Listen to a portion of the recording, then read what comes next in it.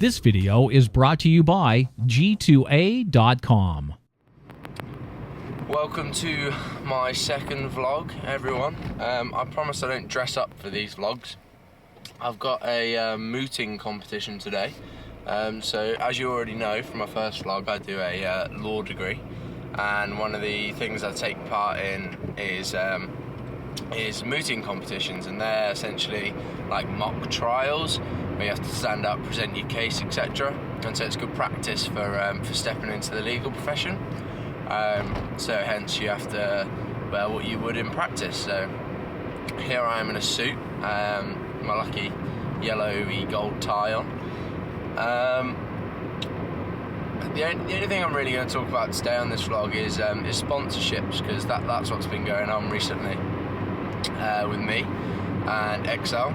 And as I said, these are going to be quite tailored towards esports. So sponsorships are a weird one because you see them in all forms of sort of sport and stuff. I mean, whether you're running a five-a-side football team and you want the local chippy to whack their name on your jersey or anything like that, it's all good marketing for businesses. But the problem with businesses is if they need to save money, the first area they save money is marketing, which in my opinion is a bit silly, because if you're in a slump and you're not making money, the way to make money is to get your brand out there, get more sales, and marketing is what you need for that. So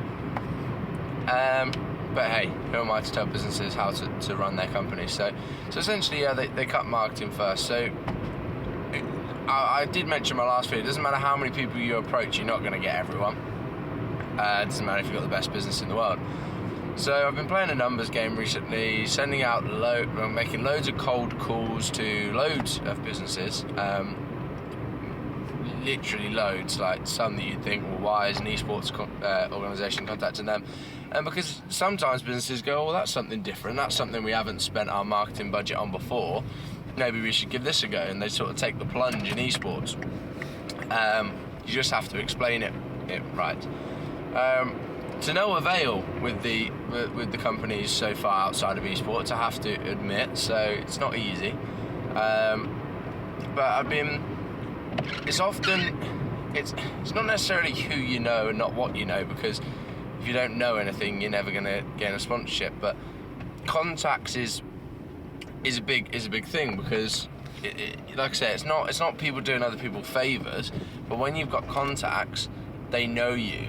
And it's not like a random person sort of approaching them and then they don't feel uneasy about chucking their money at you. So if you've got contacts, or if you use someone who's got contacts to get you a contact and then you get in touch, like that's the best way to approach it. I've been doing cold calls to sponsorship acts, whatever, and it just doesn't seem to develop into anything ever so far. I think most of these companies, especially the esports ones, they have an idea of who they want to sponsor anyway. They're kind in giving you like a sponsorship ad to email, but realistically the chances of you actually getting through to anyone is quite slim. So like I said, a big part of what I do in Excel is to do with sponsorships, and that's what I've been focusing on in the past couple of days.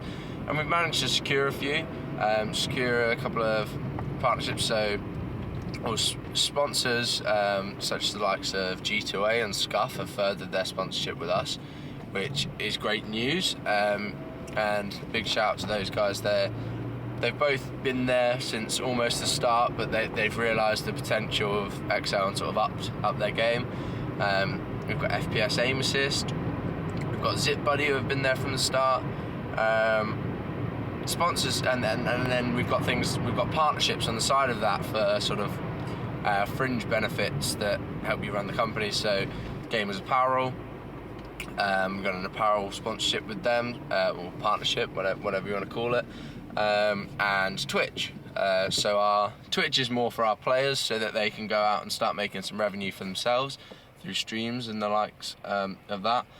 So that one was for the players more than the organisation. But it's important to give your players these fringe benefits so that they're not just under the name for being under the name. If you give them the fringe benefits, then they're going to want to stay, and it helps retain them. So that's all our sponsorships at the moment. We also have a chosen charity in Special Effect, which I'm going to be doing some work with on Game Blast 16, February the 28th weekend or something like that. So that'll be really interesting.